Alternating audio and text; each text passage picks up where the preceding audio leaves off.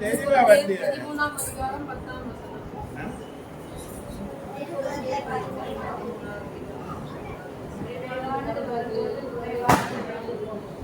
நிறைவானது வரும்போது குறைவானதெல்லாம் ஒழிந்து போச்சா? ரெண்டு காரியத்தை பேசி இருக்கிறேன் இல்லையா? பரிசுத்த ஆவியில நிறையணும்னு ஒரு வாட்டி பேசுறேன். இரண்டாவது விசுவாசத்தினாலும் வல்லமையினாலும் நிறைந்தவர்களாக இருக்கணும்னு பேசணும். இன்னைக்கு இன்னொரு காரியத்தை பேச போறேன். பிலிப்பியர் 1:10.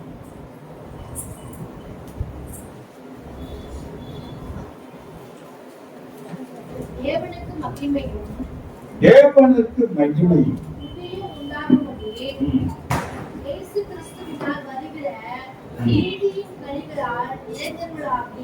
நீதியின் கனிகளாலே நிறைந்தவர்களாக நாம் இருக்க வேண்டும்.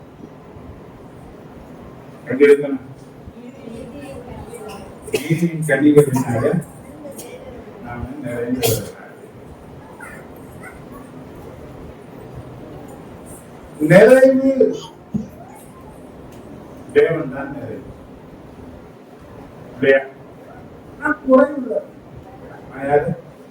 அப்ப என் வாழ்க்கையில குறைவுகள் நீங்கி நிறைவான தேவனுடைய அந்த பரிபூரணமான கிருபையின் ஆசீர்வாதங்களில நான் வெளிப்பட வேண்டுமான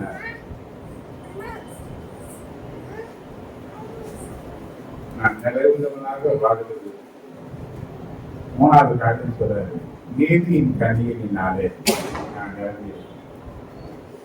எதற்காக எனக்கு இருக்கிறார் சொன்னார் இல்லையா? யோவான் 16 டக்கு வரீங்க. ஒரு சின்ன பகுதி மட்டும் நான் பேசி, நீங்கள் என்னை தெரிந்து கொள்ளவில்லை, நான் உங்களை தெரிந்து கொண்டேன். ஏன்?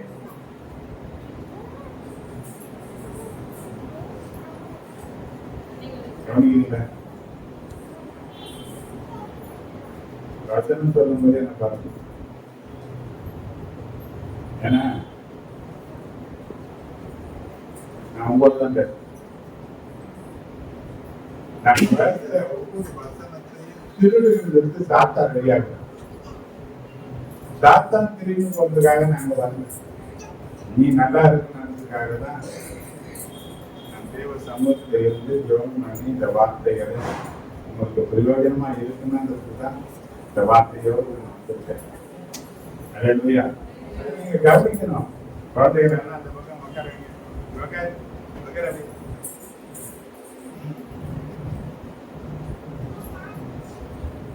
ஒவ்வொருத்தரையும் முதல்ல அந்த கூட்டணி கலைக்கும் மாட்டி விட்டு பிள்ளைங்க, அந்த பிள்ளைங்க அப்படி அக்கறை பிள்ளை ஏற்பட்டு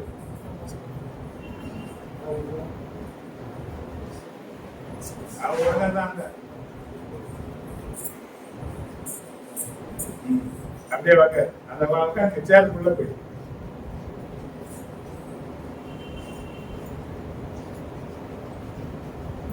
பட்டாசு வைக்கிற நெருப்பு வச்சு விட்டுரு.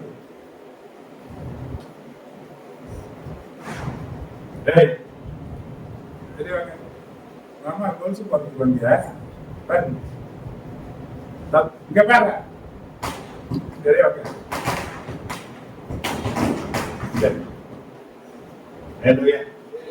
நீங்கள் என்னை தெரிந்து கொள்ளவில்லை, நான் தான் உங்களை தெரிந்து கொண்டேன். எதுக்குமா கீழே தெரிஞ்சுக்கிறாரு? ஒவ்வொருத்தரும் உங்க மேல கையை வச்சு கேள்வி, என்னையாவது நீங்க கேட்டு இருக்கீங்களா? பவுல் கேட்டான். அவர் சந்திச்சப்போ நான் என்ன செய்யணும், உங்களுடைய சித்தம் என்னன்னு கேட்டேன். நான் கேட்டிருக்கிறேன், எனக்கு ஒன்றும் தெரியாத ஆண்டவரே, எதுக்காக என்ன நீங்க தெரிஞ்சுக்கிறீங்க? பதில் வந்தது. நீங்க என்னைக்காவது கேட்டுக்கிறீங்களா? அவ்வளவு தெரிஞ்சுக்கிற அளவுக்கு நீங்க என்ன பெரிய அப்பாட்டாக்க நம்மளுடைய பாஷையில பேசுறீங்க. நீங்க யாரு? நீங்க நம்மளை விட எவ்வளவு மேன்மையானவங்க இருக்கிறாங்கல்ல, தகுதியானவங்க இருக்கிறாங்கல்ல, நல்லவங்க இருக்கிறாங்கல்ல, இல்லையா? நல்ல வாடி வழங்கக்கூடிய வல்லவர்கள் இருக்கிறாங்க, நல்ல அழகுல சிறந்தவங்க இருக்கிறாங்க, நல்ல கொடுக்கறதுல இருக்கிறாங்க, எவ்வளவு காரியங்கள் ஞானிகள் இருக்கிறாங்க, பலசாலிகள் இருக்கிறாங்க. நம்ம லிஸ்ட்ல பார்த்தா இதெல்லாம் ஒண்ணும் இல்லையா? நம்ம என்ன எதுக்கு நம்ம தெரிஞ்சுக்கிட்டாங்க?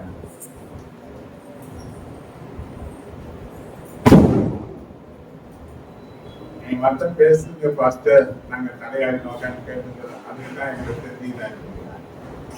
சத்தியத்தை அறிஞ்சா கர்த்தர் காலங்கள் கொஞ்சம் தான். இப்ப காலங்கள்லாம் தொடர்ந்து கடைசி நிமிஷங்கள்ல தான் நம்ம போய் கொண்டிருக்கோம். எங்க போயிருக்கோம்? இன்னைக்கு உலகத்தினுடைய நடவடிக்கைகளை நீங்க பார்த்தீங்கன்னா, ஒரு பெரிய யுத்தங்களுக்கு சமாதானம் என்ற பெயர்ல பேசிக்கிறேன், ஒரு யுத்தங்களுக்கு ஆயத்தமாகி கொண்டிருக்கிறது நாடு. தேவன் சொன்ன அங்கிருந்து இங்க கொஞ்சம் அழிவுகள் வந்துட்டே இருக்கு. ஏராளமான பூகம்பங்கள் எனக்கு கேட்காத நாளே கிடையாது என்ற அளவுக்கு இருக்கு. நிலச்சரிவுகள், புயல், வெள்ள பாதிப்புகள், இன்னும் கொள்ள நோய்கள், பஞ்சங்கள் என்ற ஏராளமான காரியங்கள் வந்துட்டே இருக்கு. அந்த பருவக்காலம் ஏராளமான புயல்கள் உருவாங்க போகுது. அது எந்த பக்கம் வரப்போகுது, என்ன செய்ய போகுது, கஷ்டம் எதுவும் நடக்கக்கூடிய ஒரு காலகட்டத்துல நாம இருக்கிறோம். இந்த காலம் வரையில நம்ம வாழ்ந்துட்டுமே எதற்காக என்ன தேவன் தெரியும்? எப்ப தெரிஞ்சீங்க? அப்ப நான் நிறைவுள்ள ஒரு வாழ்க்கை வாழணும்னா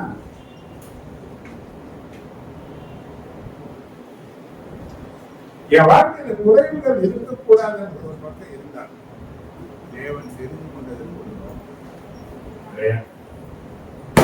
நீதியின் கண்ணிகளினாலே நாம் நிறைந்தவர்களாக வாழ வேண்டும் என்று சொல்லி பவுல் பிடிச்சு சொல்றேன். ஆனா யோவான்ல இயேசு கிறிஸ்து சொல்றாரு 15 அதிகாரம் 5 நீங்கள் மிகுந்த கனிகளை கொடுப்பதினால் என் பிதா மகிமைப்படுவார். எனக்கும் நீங்க யாரா இருக்கீங்க? சீஷர்னா யார் தெரியுமா?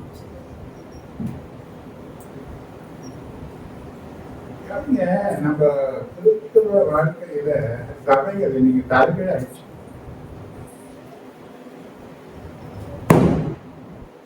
சீஷராக்கு ஞானஸ்தானம் கொடுக்கறாங்க. நம்ம அந்த ஞானஸ்தானம் கொடுத்து சீஷராக்க வேண்டாம். அதனால முட்டு போனால போச்சு. வரங்களெல்லாம் கூப்பிட்டு ஞானஸ்தானம் கொடு, ஞானஸ்தானம் கொடு, ஞானஸ்தானம் கொடு, ஞானஸ்தானம் கொடு, ஞானஸ்தானம் கொடுத்து அது இருக்கிறதெல்லாம் நாசம் பண்ணி யாருக்கு ஞானஸ்தானம் கொடுத்துருக்கணுமா? முதல்ல நம்ம யாராக்கி இருக்கணும்? டீச்சர் என்றால் குருவை பின்பற்றி போகிறவன். இவன் நம்ம குரு யாரு? நான் இல்ல, ஏசுதான். யார் பின்பற்றினா? அப்ப யாருடைய வார்த்தையை பின்பற்றி நடக்கணும்? அந்த சீஷத்துவம் வந்த பிறகுதான் ஞானஸ்தானம் எடுக்கணும். ஆனா சபைகள் என்ன பண்ணிருக்கேன்? விட்டா ஓடிக்க போறாங்க நினைச்சு இழுத்து கோழிய தண்ணியில முக்கிற மாதிரி முக்கி விட்டா அது பழையபடியே பார்த்து போறதுதான் என்ன பண்ண. அப்ப நோக்கம் மிகுந்த கனிகளை கொடுக்க வேண்டும். என்ன பண்ணணும்? கனிகளினாலே நிறைந்தவர்களாக நம்ம வாழ வேண்டும். இன்னைக்கு கனி இல்லாத போட்டுக்கு ஒரு காரணத்தை சொல்ற நேரங்கள் இல்லாதனால நான் சொல்லி நான் முடிக்க விரும்புகிறேன். தொடர்ந்து இந்த வசனத்தை அடுத்த வாரம் நான் பேசுவேன். ஹல்லேலூயா, ஹல்லேலூயா. எபிரேயர் 8:10 நீங்க வாசிச்சீங்க. என்னுடைய பிரமாணங்களை அவர்களுடைய மனதில் வைத்து அவர்களுடைய இருதயங்களில் அவைகளை எழுதுவேன். நான் அவர்கள் தேவனாய் இருப்பேன், அவர்கள் ஜனமாய் இருப்பார்கள். அப்போ தேவனுக்கும் நமக்கும் இருக்கிற நல்ல உறவுல நாம நிலைத்திருந்தால் மேலான ஆசீர்வாதங்களை என்ன பண்ணுவாங்க? அல்லேலூயா. நாம் பெற்றுக்கொள்ள மேலான ஆசீர்வாதங்களை நாம் பெற்றுக்கொள்ள வேண்டுமானால் தேவன் சொல்லுகிறவைகளுக்கு நாம் கீழ்ப்படுகிறவராக இருக்க வேண்டும். அல்லேலூயா, அல்லேலூயா. அப்போ அவருக்கு முழுமையாக கீழ்ப்படிய விருப்பம் இல்லாதவர்களிடத்துல தேவன் தன்னுடைய சித்தத்தை வெளிப்படுத்துவதே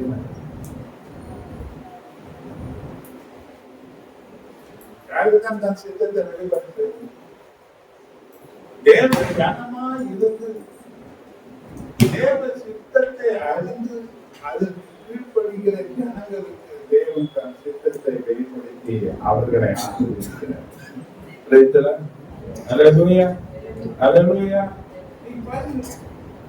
இன்னைக்கு தேவ சித்தத்தை பெற்றுக்கொள்ள முடியாத இருக்கிற ஜனங்களால தேவனுக்கு கனிகளை கொடுக்க அவர்களால முடியாம போகுது. அல்லேலூயா. சில கனிகள் நம்மிடத்தில் வெளிப்பட்டாலும் அது தேவனை மகிமைப்படுத்துவதா இல்லை, அவர் தேவனை மகிமைப்படுத்துவதா இருக்குதா என்பதை நாம சில காரியங்களை யோசித்து பார்க்கணும். அல்லேலூயா, அல்லேலூயா. நாம் கவனித்து பார்க்க வேண்டிய காரியங்கள் இருக்கு. ஏன்னா ஆண்டவர் சொன்னது 1 Corinthiயர் 6:20 பாத்தீங்கன்னா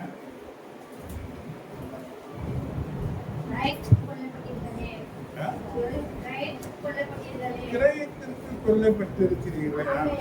ஆகையால் தேவனுக்கு உடையவர்களாகிய உங்கள் சரீரத்தினாலும் உங்கள் ஆவியினாலும் தேவனை மகிமைப்படுத்துங்கள். உங்கள் சரீரத்தினாலும் உங்கள் ஆவியினாலும் தேவனை என்ன பண்ணுங்க? மகிமைப்படுத்துங்க. இப்ப நம்ம சரீரம் தேவனை மகிமைப்படுத்துதான். எந்த அளவுக்கு இருக்கு? கனி கொடுக்கிற ஒரு காரியத்தை மட்டும் நான் உங்களோட பேசி நாங்க முடிக்கிறேன். ஏன் கனி இல்லை? தேவன் என்ன எதிர்பார்க்கிறாரு? கனி கொடுத்தா பிதாவாகிய தேவன் உனக்கு மகிமை கொடுப்பார். இயேசு சொன்னாரு, எனக்கு யாரை பின்பற்றுகிறாங்க அப்ப சொல்லுங்க, நான் எங்க இருக்கிறேன்னா என் ஊழியக்காரங்க. அப்ப தேவன் இருக்கிற இடத்துல இருக்கணும். எல்லாத்தையும் ஆசை தான் நாங்க பரலோகம் போனேன்னு. ஏங்க பரலோகம் போனோம்? நாங்க ஏங்க போகக்கூடாது?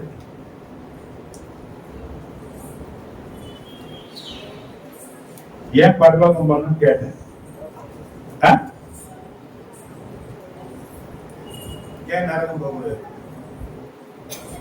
ஹலோ,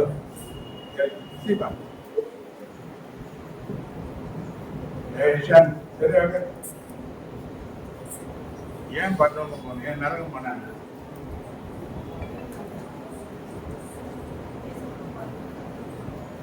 ஏசப்பா ஏசப்பா நரகத்துக்கு வந்துட்டாருன்னா போனாங்கல்ல. அப்ப ஏந்து இருக்கிற இடம் தான் என்ன பண்ண? அவர் இருந்துட்டா பிரச்சனைகளுக்கு முடிவுண்டாயா? அவர் இருக்கிற இடத்துல என்ன கிடையாது? இல்ல எந்த பிரச்சனையும் இல்ல. அப்ப இங்க ஏராளமான பிரச்சனைகள் ஏன் இருக்குதுன்னா அவர் நம்ம கூட இல்லாதனால. அவர் இல்லாமலேயே நம்ம வாழ்க்கையின் ஓட்டத்தை ஓடுறோம். ஆனா இருக்கிற மாதிரி நினைக்கிறோம்.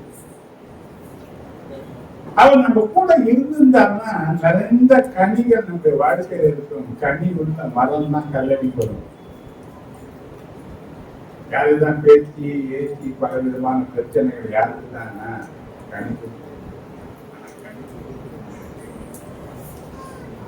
கனி மரங்க. அப்ப இன்னைக்கு கனி கொடுக்க முடியாத நிலைக்கு இன்னைக்கு பேரு சில காரியத்தை பேசுறேன்.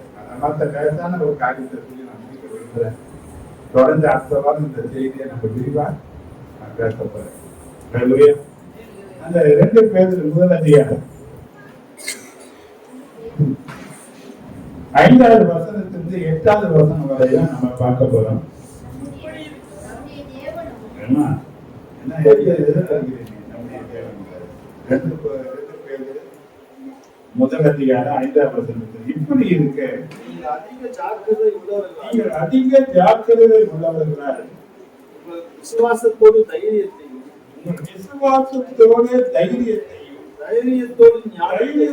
ஞானத்தையும் ஞானத்தோடு இச்சை அடக்கத்தையும்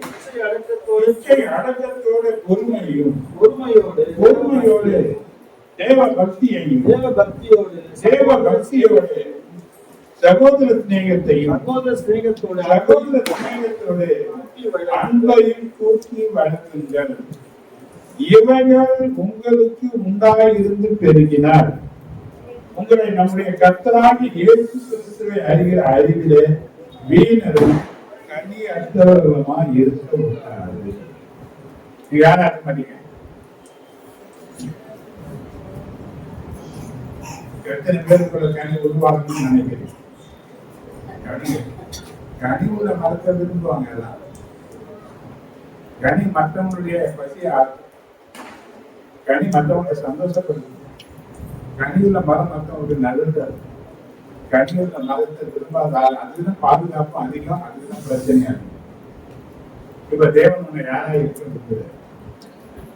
அப்ப நிறைவான ஆசீர்வாதம் நமக்குள்ள இருந்தா குறைவுகள் நீங்க வேணும்னா மூணாவது காரியத்தை பதில் சொன்ன ஆவியிலே நிறைந்திருக்கிற ஒரு அனுபவம் தேவை.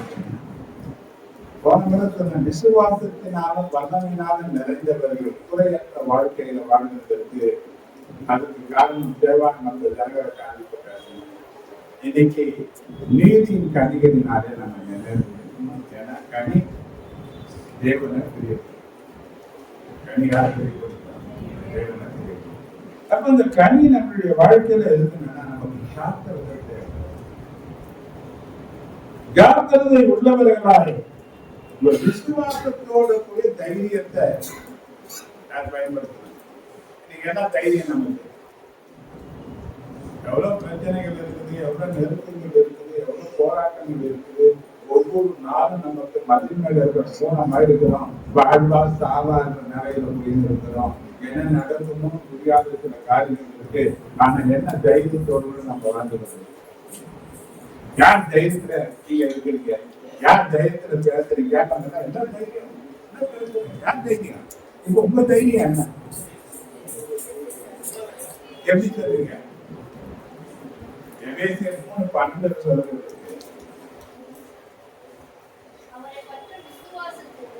அவரை பற்றும் விசுவாசத்தினாலே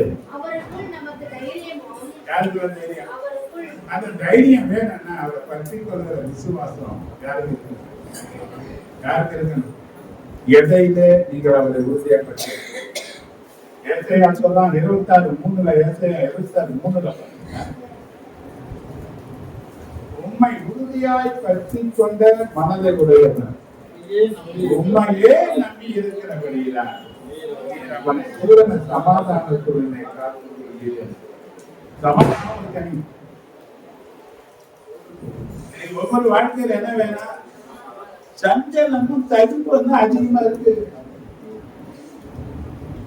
நிறைய என்ன பிரச்சனை? எப்ப பொழுது விடியும் தோணுது, பொழுது விடிஞ்சா எப்ப பொழுது போகும் தோணும். ஒரு நாள் போகுது ஆண்டு மாதிரி ஒரு நாள் அவருக்கு 1000 வருஷம் ஒரு நாள் போறாங்க. நமக்கு ஒரு நாள் 1000 வருஷம் போகும். ஆனா இந்த நாட்களை கடந்து போகிறதுக்கு நமக்கு முன்னே இருக்கிற பிரச்சனைகளை கடக்கிறதுக்கு எல்லா சூழ்நிலையிலையும் சமாதானம் உள்ளவர்களா இருக்கிறதுக்கு அவரை பகிர்ந்து கொள்வதில் இருக்கிற தைரியம் அவசியம். இப்ப எவ்வளவு காரியங்கள் நமக்கு எதிரடையாக தான் இருக்கு. நம்ம நினைக்கிற மாதிரி எல்லாம் எதுவுமே நடந்தது. ஆனா நம்முடைய விருப்பங்களுக்கு மாறாகவே நிறைய காரியங்கள் என்ன பண்ணுது? நம்ம ஒண்ணு நடத்தி செய்தால் நமக்கு எதிர்பாரா வந்து நிற்குது. ஆனா இந்த உலகத்துல நாம் கடந்து எல்லாவற்றையும் போக வேண்டும். தேவன் எனக்கு வைத்திருக்கிற அந்த சமாதானத்தின் கனியை நான் அனுபவிக்க வேண்டுமானால் இயேசுவை பற்றி கொள்வதில் இருக்கு எனக்கு தெரியும். என்ன தைரியம்? என்ன தைரியம்? 8:31 சொன்னாரு.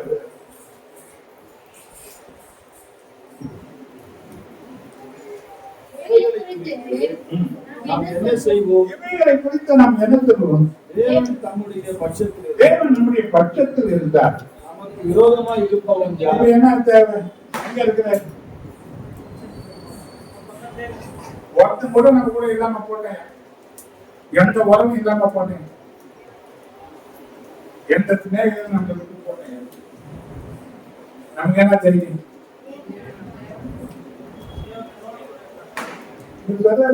அவர் நம் பட்சத்தில் இருந்தார். நமக்கு விரோதமாக இருக்கணும். யாரால முடியும்? இப்ப யார் வேணும்? இப்ப யார் பட்சத்துல அவர் இருக்கணும்? என் பட்சத்துல அவர் வரணும், அவர் பட்சத்துல நான் இருந்தான் இருக்கணும். இப்ப நிறைய பேர் யார் பட்சமா போக நினைக்கிறாங்க. இருந்தாங்க பக்கமா, சொந்தக்காரமா, எல்லாம் பக்கம் சத்துருவே யாருதான்? யாருதான்? அப்புறம் அப்படித்தான் இருக்குது. தன் வீட்டாரு தனக்கு சத்துரு. யாரும் சத்துரு? நம்ம புற பேசுறவனும், புறணி பேசுறவனும், பின்னால பேசுறவனும், பொறாம பண்றவனும், எரிச்சல் அடைகிறவனும் பெரியார் கிடையாது. பெரியார் மதிக்கிற மாதிரி நம்ம சொந்த ஜனம் மதிப்போ மதிக்காது.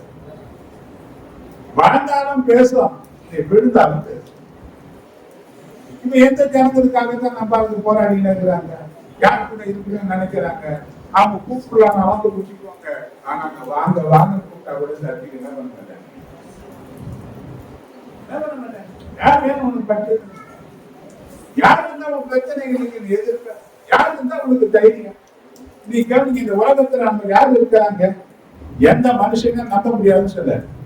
2:22 சொல்லும்போது சொன்னாரு, நாத்திகள் சுவாசம் உள்ள மனுஷனை நம்புவது என்ன பண்ணிட்டு விட்டுட்டு அவன் என்ன பண்றது இருக்காம அப்ப யாரதான் நம்புறது? யார் நம்புறது சொல்லுங்க? யாரு நம்புறது? அப்ப அவர் நம்பிக்கை வேணும்னா உன் விசுவாசம் அவர் யார் எங்க இருக்க எங்க வச்சுக்கணும்? எங்க வச்சுக்கணும்? உன் பட்சத்துல உன் பக்கத்துல வச்சுக்கணும். அது வெற்றி எப்படி முடியும்? விசுவாசத்தினாலதான். விசுவாசத்தினால தேவன் எனக்கு முன்பாக இருக்காரு சொன்னா சங்கீதம் 18:6 நீங்க வாசித்து பாருங்க.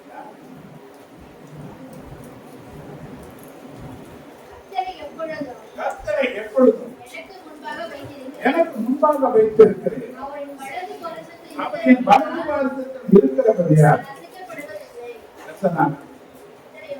அப்ப அசைக்கப்படக்கூடிய பல பிரச்சனைகள், பல எதிரிகள் தாவீது இருந்தாங்க. சொந்த பிள்ளைகள் கூட யாருக்கு சத்துருவா இருந்தாங்க? அப்துல்லாம் என்ன பண்ண எல்லாம் நடந்துதான் சொல்றான். ஏன்னா அசைக்கக்கூடிய ஏராளமான பிரச்சனைகள் இந்த பூமியில இருக்கு. நான் வாழக்கூடிய இந்த உலகத்துல பிரச்சனைகள் மத்தியில தான் நான் இருக்கிறேன். உபத்திரவங்கள் மத்தியில தான் இருக்கு. எனக்கு சுத்திர தான் இருக்கு. இன்னைக்கு போராட்டங்கள் சஞ்சலங்கள் தான் இருக்குது. அதான் வேதனை சொல்றாரு, யோகி சொல்றாரு, என் பிரச்சனை கடற்கரை மணலை விட அதிகம். எதை எண்ண முடியாது.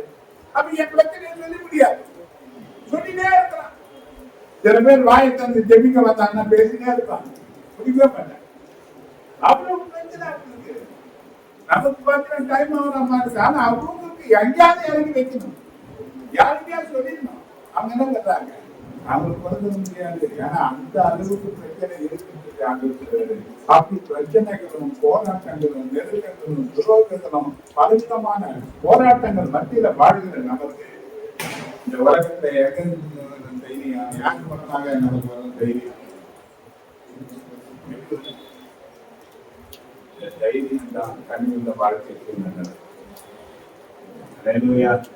எத்தனை கண்டடி வந்தார், எத்தனை சொல்லி நாங்கள் தாக்கினாலும், எத்தனை நிந்தைகள் வந்தாலும், எத்தனை குறை பேசினாலும், அது மத்தியிலே அவரை பற்றி கொள்வதில் உனக்கு கனி உண்டாகிறது.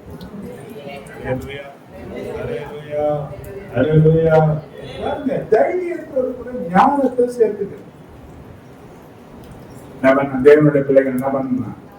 வேலையாகவே இருக்கக்கூடாது, எடுப்பா கைப்பிள்ளையாகவே இருக்கக்கூடாது. நான் பல இடத்துல எல்லாத்துக்கு அலைகளை ஆமி போட்டு இருக்காரு. ஆமாம் ஜாமியா இருக்காரு. என்ன பண்ணது? வேதத்துல ஆமின்னு சொல்றதுக்கெல்லாம் ஒரு காரணம். எல்லாத்துக்கும் தோத்திரங்களுக்கு ஒரு காரணம் இருக்கு. வேதத்தை நீ சரியா வாசிச்சுனா எல்லாம் புரியும். நம்ம இன்னைக்கு கேம்பனி பண்றதுக்கு தூங்குறவங்க எல்லாம் ஒரு அலேலியா. நம்ம என்ன பண்ணா அது அலேலியா சொல்லிட்டு எதாவது சிரிக்கிற ஒரு கூட்டம் எங்க சிரிக்க. இப்ப என்ன பண்ணிட்டாங்க? வேடிக்கை காட்டுற மாதிரி வேடிக்கைக்காக பயன்படுத்தின வார்த்தையா இது. என்ன பண்ணல இவங்க? ஞானம் இருக்கணும், ஞானம் நிறைந்தவங்களாக இருக்கணும். பேதையையும் ஞானியாய் மாற்றக்கூடிய இடம் தேவனுடைய சமூகம், தேவ வார்த்தை தான்.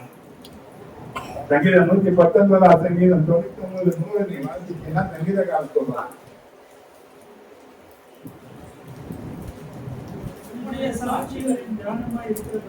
உம்முடைய சாட்சிகள் என்னுடைய தியானமா இருக்கிறபடியா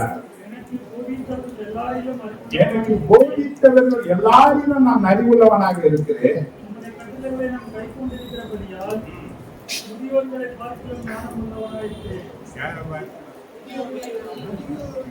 அனுபவசாலி சொன்ன அசந்தபடி நான் ஞானம் ஏன் கற்பனைகளை நான் கைவிட்டு நீ என்ன பண்ண ஞானம் எங்க வர கர்த்தருக்கு பயப்படுறதுதான் ஞானம். கர்த்தருக்கு பயப்படுறதுதான் ஞானம். இப்ப நீ ஞானமா இருக்கணும்னா கர்த்தருடைய பயம் என்ன, கர்த்தருடைய வார்த்தை என்ன, அதற்கு கீழ்ப்படிக்கூடிய ஒரு அனுபவம் தான் கர்த்தருக்கு பயன்படுது. தேவனுடைய சொல்லுக்கு கீழ்ப்படிந்து நடக்கிற ஒரு மனுஷனை தான் எனக்கு பயந்தவன் அனுபவம் சொல்றது. இந்த தேவ வசனங்கள் நம்ம நோக்கிதான் வருது. தேவ வசனங்கள் மனுஷர்கள் மாறுவாங்க, வசனங்கள் மாறுவது கிடையாது. தேவன் எப்படி மாறாதவராக இருக்கிறாரோ வசனங்கள் மாறுவது கிடையாது. வசனத்தின் வல்லமையை மாறுவது கிடையாது. அது என்னைக்குமே யாராலையும் மாற்றப்பட முடியாது. ஆனா அது எப்பவுமே நிலைநிற்கக்கூடியதா இருக்கு. இன்னைக்கு அந்த வார்த்தைக்கு கீழ்ப்படுகிற ஒரு மனிதனுக்கு அந்த ஆசீர்வாதத்தை அது கொண்டு போச்சு. வித்தியாசத்தை காண்பிக்கிற தேவன் புரியவங்க, தேவன் புரியவர்கள் அல்லாதவர்கள். ஆசீர்வாதம் எப்படி போகுது? அப்ப ஞானம் எனக்கு படிக்கிற, எனக்கு எழுத தெரியாது, படிக்கிற அதுக்காக. ஆனா தேவன் வேதைகளையும் ஞானியாக மாற்றுகிறார் என்பதுதான் வேதத்தை. அப்ப நீ ஞானியா மாறுதுன்னா அந்த தேவ பயம் உனக்குள்ள வேணும்னா தேவ வசனங்கள் வரும்போது உன் கவனத்தை சிதற விடாம நீ கவனத்தோடு கூட கர்த்தருடைய வார்த்தையை கேட்டு பொக்கிஷமாக உன் இருதயத்துல சேர்த்துக்கிட்டீங்கன்னா பஞ்ச காலத்துல நீதான் ஜீவரட்சகன். அநேகத்துக்கு கொடுக்கக்கூடிய ஆசீர்வாதம், அநேகத்துக்கு வெளிச்சத்தை உண்டாகக்கூடிய ஒரு வெளிச்சம் உனக்குள்ளதான் போவோம். அது ஒரு கனி. மற்றவங்களுக்கு நீ யார மாறிடுவ? ஒரு அற்புதம் உன் வாழ்க்கையில உன் ஜபத்தின் மூலமா நடந்துச்சுன்னா அது எங்கும் பிரசித்தமாகும். அப்படி பிரசித்திக்க லாபமான மற்றவங்க மூலமாக அன்னைக்கு எப்படி பொன்னேலிருந்து ஒரு தேவ தூதன் மூலமாக அசத்தை கொடுத்தாரோ அப்ப அசத்து கொடுக்கறதுக்காக இருக்கிற தேவ தூதர்கள் பூமியிலே வைப்பாரு. அவங்க சொல்லி யாருக்கு தேடி வருவாங்க, யாருக்கு தேடி வருவாங்க, என்ன தேடி வருவதற்கு என்ன இருந்ததுன்னு பாத்தீங்கன்னா இயேசுவின் வெளிச்சம் உனக்கு. அப்ப நீ முன்ன பேருமையா இருக்கக்கூடாது. வழி இதுதான் தெரியணும். வேதையா இருந்தாலும் அவங்க வடிச்சட்டு போவதில்லைன்னு சொல்லி தீர்க்கதரிசி சொல்றாரு. ஏன்னா தேவனுடைய வசனம் வெளிச்சம். வசன வெளிச்சத்துல நடக்கிறவன் எழ மாட்டான். வசனத்தின் வெளிச்சத்துல நடக்கிறவன் பயப்பட மாட்டான். நீ வசன வெளிச்சத்துல நம்ம இருக்கிறோமா? ஞானம் உள்ளவங்களா நடக்கிறோமா? கனி உள்ளாவதற்கு தேவன் வெறுக்கிற வழிகளெல்லாம் தைரியம், விசுவாசம், ஞானம். அடுத்துதான் சொல்றாரு இச்சை அடர். எது முக்கியம்? எது முக்கியம்? மனசை அடக்க தெரியலன்னா நீ பாழான பட்டுதான் போல மதில் இருந்த ஒரு தோட்டத்தை போலதான் எது வேணா மேய்ஞ்சிடும். எது அடக்க தெரியணும். மனம் போன போக்கெல்லாம் போயிடக்கூடாது. மனம் விரும்புறதெல்லாம் செய்ய நினைக்க கூடாது. ஏன்னா நீ தேவனால நீ தெரிந்து கொள்ளப்பட்டிருக்கிற தேவன் மனசுல ஞானமாக இருக்கிற தேவனுடைய வார்த்தை ஞானத்துல உன்னை நடத்தி இருக்கிறதுனால தேவ வார்த்தை தான் சொல்லுது இச்சை அடக்கம் ரொம்ப அவசியம். ஏன்னா அந்த சரீரத்தையும் ஆவியையும் தேவன் கலை விலை கொடுத்து வாங்கியிருக்கு. என்ன பண்ண இப்ப சொல்லிட்டு போய்கிறேன். என்ன எங்கேஜ்மெண்ட் பண்ணிட்டாரு, என்ன பண்ணிட்டாரு வர போறேன். யூத கல்யாணம் போறாதான் எப்படி தெரியுமா? எங்கேஜ்மெண்ட் பண்ணிடுவான். கல்யாணத்துக்கு நாளானா குடிக்க மாட்டான். திடீர்னு மாப்பிள்ள என்ன பண்ணுவாரு, அவங்க தோழர்களோடு கூட கூட்டமா வருவாங்க. வந்து பொண்ணை கூப்பிட்டு என்ன பண்ணிக்கலாம். ஆனா பொண்ணு எப்பவுமே ஆயிடுச்சு எப்படி இருக்குன்னா தடைப்படாதவராக மனபாலனுக்காக காத்திருக்கிறவங்களா இருக்கணும். அவர் சிந்தனை ஏக்கமெல்லாம் யார் மேல இருக்கன்னா வரப்போகிற மனவாளன் நிறைய இருக்கணும். வேற எதிரையும் அவர் என்ன பண்ண மாட்டார், கடைகளுக்கு இடம் கொடுக்க மாட்டார். இப்ப மனவாளனாக ஏது வரப்போகிறாரு. நாம கடை உள்ளவர்களா விடை உள்ளவர்களா பரிசுத்தமா இருக்கிறோமா? நம்ம யார் எங்கே அடக்க நமக்குள்ள இருக்காரு. பார்க்க கூடாததெல்லாம் பார்த்ததுனாலதான் தேவனுடைய இருதயத்துக்கு ஏற்றம் சொன்ன தாவீது என்ன பண்ணா? தப்பு பண்ணானா? கர்த்தராம் 20:17 நீ பாத்தீங்கன்னா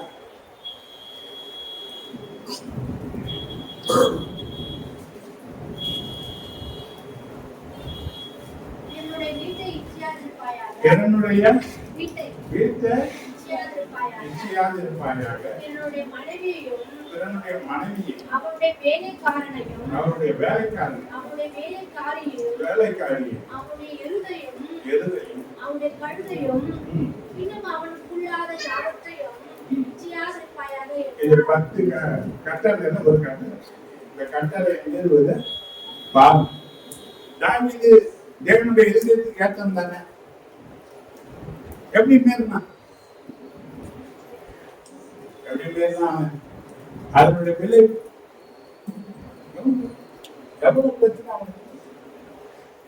இன்னைக்கு பல பிரச்சனைகள் ஏன்னா தேவனுடைய கற்பனைகளை நாம் மீறுகிறதுனாலதான், தேவன் வேண்டாம் என்று சொல்லுகிறத நம்ம செய்கிறதுனாலதான் நம்முடைய வாழ்க்கையில் என்ன கிடையாதுன்னா தேவனுடைய கனியனால முடியல. ஏன்னா நம்முடைய ஆசை இச்சைகள் தேவனுடைய ஆசைகளுக்கு விரோதமா செய்யணும். அப்போ தேவனுடைய சித்தத்தின்படி நான் நிறைந்திருக்கிறவனா இருக்கணும்னா, தேவனை பிரியப்படுத்தக்கூடிய கடிதனா, ஏற்றின் சிஷனா நான் இருக்கணும்னா எனக்கு இச்சை எனக்கு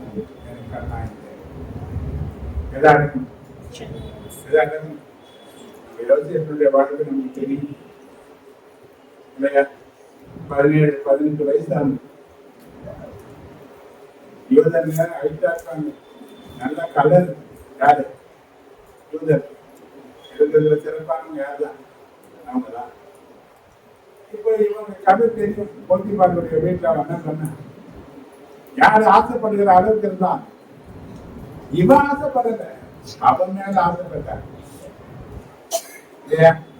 இப்ப தேடி போ பாவம் யாரை தேடி போச்சு. இப்ப அந்த பாவத்தை அவன் அனுசரித்து ஒத்து போனானா அந்த போத்திபார் வீட்டுக்கு அவன் தான் அறியாதியா மாறிடுறான். இவன் அடிமையா இருக்கிறான். ஆனா அவன் என்ன பண்ணல, 18 வயசுல ஆசையை அடக்க முடியாத வயசு, டீனேஜ் எதையுமே செய்யற வயசு, துணிகரமா செய்யக்கூடிய வயசு. எந்த வயசுனா எதையும் முன்கின்னு யோசிக்காம செய்யற வயசு இந்த 17-18 வயசு. அது நல்லதா கேட்டது துணிகரமா என்ன பண்ணுவாங்க செய்யற வயசு. ஆனா இவன் என்ன பண்ணல, கவனிங்க என்ன வயசு, ஏன் செய்யல? அதனாலதான் ஆண்டவர் நமக்கு ஒரு வேலை வைத்தார். அவன் கண்டித்தன் வச்சாரு. சில காரியத்துல இவன் போத்திபாருடைய மனைவியை ஆசையை நிறைவேற்றி இருந்திருந்தானா ரட்சணை செய்யக்கூடிய ரட்சகனாக வந்தே ஏதோ அவன் வாழ்க்கை முடிஞ்சிருக்கான்.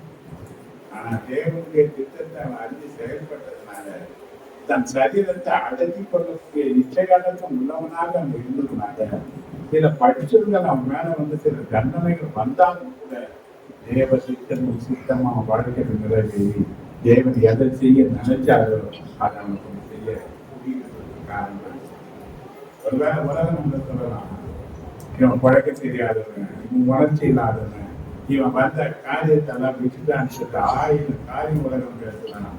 ஆனா தேவன் உன்னை பார்த்துட்டே இருக்கிற, தேவன் உன்னை பார்த்துட்டே இருக்கிற. ஏன்னா நீ தேவனுக்கு பிரியமானவனாக வாழணும், கனித்தரக்கூடிய வாழ்க்கை இருக்கணும்னா தேவன் சொல்றது நிச்சயம். இந்த உலகத்துல தேவன் நம்ம பாதையை உள்ளவங்களாதான் படைத்திருக்கிறாரு. இதுக்கு திருமண பந்தத்தை தேவன் தான் உண்டாக்கி கொடுத்தாரு. ஆதாம் வந்து எனக்கு கல்யாணம் பண்ணி வைக்கலாம் கேட்கல. மற்றவங்க எல்லாம் ஜோடிகளா உண்டாக்குன ஆதாம தனியா தான் வச்சுக்கிட்டேன் இல்லையா? அப்ப ஆதாமுக்கு துணை வேணும்னு பார்த்தது யாரு? யார் பார்த்தது? இப்ப துணைய நாம பார்த்துக்கிறோம்னா நமக்கு துணைய தேவன் பார்க்கிறாரு. எது நல்லது? சத்தமா சொல்லுங்க, காது நீ சொன்னதை கருத்து கேட்கிற. அப்ப நீயே பார்த்துக்கீங்கன்னா நீயே தான் அது பொறுப்பு. தேவன் பார்த்தாலும் நீங்க சொல்றாங்க இல்லையா, பெத்தவங்களை பார்த்து அவன் தான் சொன்னான், நான் சாப்பிட கூடாதுன்னு சொன்ன அந்த கனியை நீ சாப்பிட்டியான்னு கேட்டு யார பார்த்து அவன் என்ன சொன்னான் பார்த்தியா? தேவனி என் கூட இருக்க முடியாது ஒருத்தர் குட்டிய யாரு? அவளால் தான் நான் சாப்பிட்டேன். யார் கொடுத்துருப்பான்? யார் கொடுத்துதான்? நானா ஒன்றும் செய்யறேன், நீ கொடுத்த ஆள் தான். ஏன் அவன் கொடுத்தா நான் சாப்பிட்டேன். யார் கொடுத்துதான்? கல்யாணம் பண்ணி வச்சா எல்லா பொறுப்புகளையும் பெற்றவங்க மேல போட்டு எங்க வந்து குழம்புறாங்க. தானே கட்டிட்டு போறவங்க எங்க குழம்பீங்க? தானே ஓடி போறவங்க எங்க போய் குழம்பீங்க? யார கேட்பீங்க? யாரு கூட வந்து அழுவீங்க? நல்லா தான் வாழ்வீங்க. நீங்க நல்லா இருக்கிறதுனால போயிடுச்சுன்னா எங்க வருவீங்க? யோசிங்க. தேவன் வகுத்த வழியை விட்டு வீடு தான் பாவம். தேவன் சொல்றாரு, இச்சையை அடக்கிறதுக்கு மனத்தை நீ பக்குவப்படுத்தி வச்சுக்கணும். எல்லாமே பறக்குது, எல்லாம் பறக்க முடியும், போகவே முடியாது. எல்லாம் பறந்துன்னு போகும். நீ எவ்வளவு தூரம் பறப்ப? நகீர காலம் சொன்னா என் பிரச்சனைக்கு போறா மாதிரி ரெக்கார்ட் தான். நான் என்ன பண்ணிடுவேன்? உன்னை விட வேகமா வரும் பிரச்சனை. நீ எங்க போகணும் முடியாது.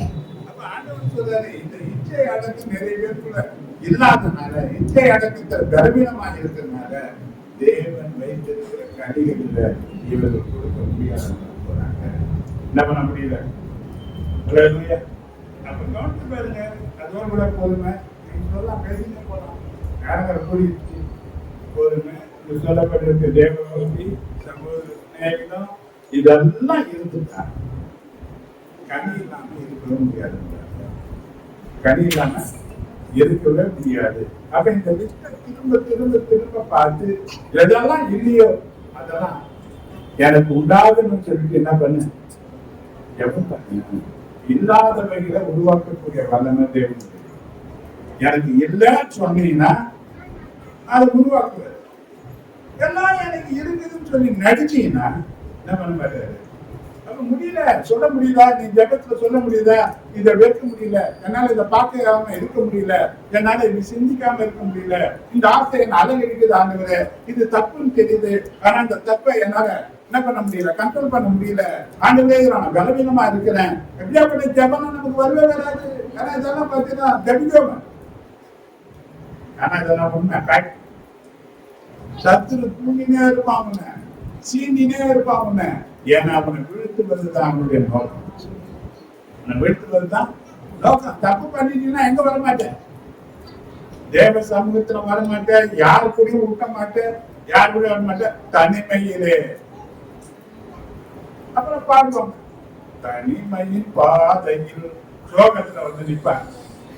தகப்பனே முந்தாரு எங்க வந்து நிக்கிறேன்? ஏன் வந்த? நிக்க வேண்டிய நேரத்தை ஒழுங்கா நின்னுந்தீங்கன்னா உன் தனிமையை மாற்றி ஏற்ற துணையை உனக்கு உண்டாக்கி நீ எல்லாவற்றிலும் வாழ்ந்து சுகமா இருக்குன்னு அந்த ஆசீர்வாதத்தை கூட நடத்தி இருப்பாரு. என்ன பண்ணல, கனியை என்ன பண்ணிட்டீங்க? அப்ப கனியை உருவாக்குவதற்கு தேவன் வைத்திருக்கிற இந்த 5வது அதிகாரத்திலிருந்து 5ஆம் வசனத்திலிருந்து 8வது வசனத்தை திரும்ப திரும்ப திரும்ப திரும்ப வாசித்து எதெல்லாம் இல்லையோ அதெல்லாம் நமக்குள்ள உருவாக்க தேவனுக்கு ஒப்புடுங்க. கர்த்தர் ஆசீர்வதிப்பார். நான் இந்த செய்ய முடிக்கிறேன். தொடர்ந்து கர்த்தரை ஆசீர்வதிப்பார். காணிக்க கொடுத்து நாம் ஜெபம்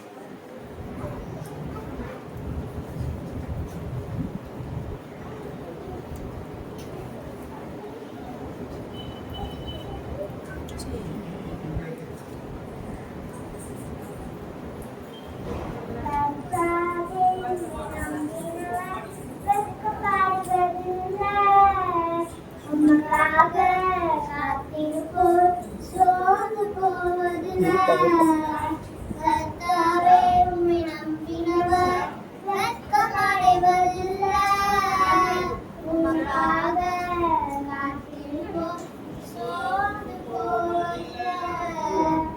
வல்லவரே, செய்வதில் நல்லவரே, செய்வதிலும் ஒழுங்காற்றவரே.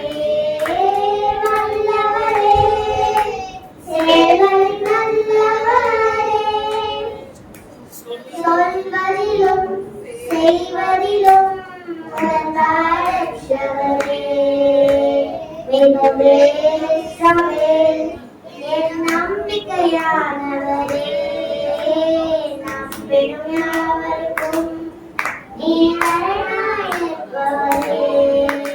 மிகவே இஸ்ரவேல் என் நம்பிக்கையானவரே, நம்பிடும் யாவருக்கும் நீ அரணாயிருப்பவரே. நடக்குமா நடக்காதா என்று சோர்ந்து போயிருந்தேன். ஒரு அற்புதத்தை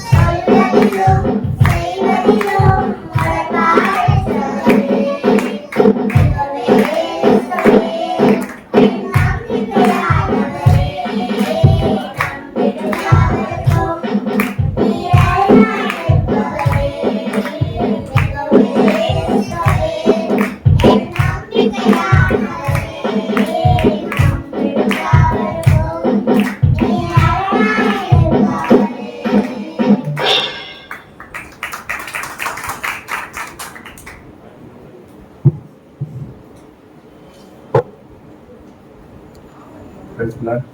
Hallelujah. காரியம்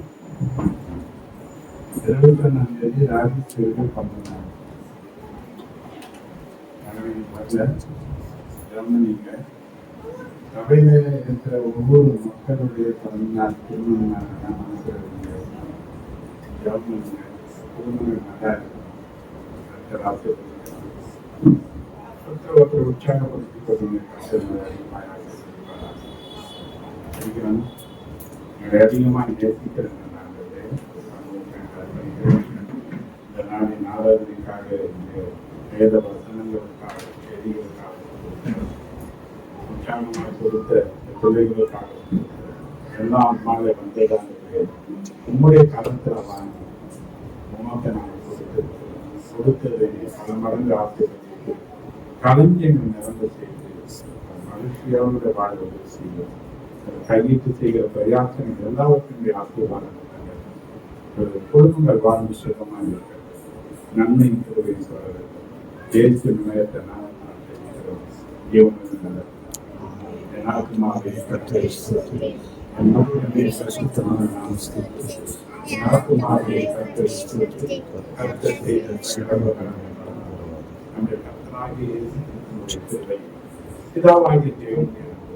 பரிசுத்த ஆவியானுடைய ஐக்கியமும் ஆத்திய பாதங்களும் பாதுகாப்பும் பராமரிப்பும் வழிநடத்துவதும் நம் அனைவரோடு அந்த குடும்பங்களோடு எந்தெந்த ஒவ்வொரு பரிசுத்தவான்களோடும் எந்தெந்த நீடித்து நிலைத்திருப்பார். ஆமென். ஆசீர்வதிக்க ஒவ்வொருவரை வாசிக்கிறோம்.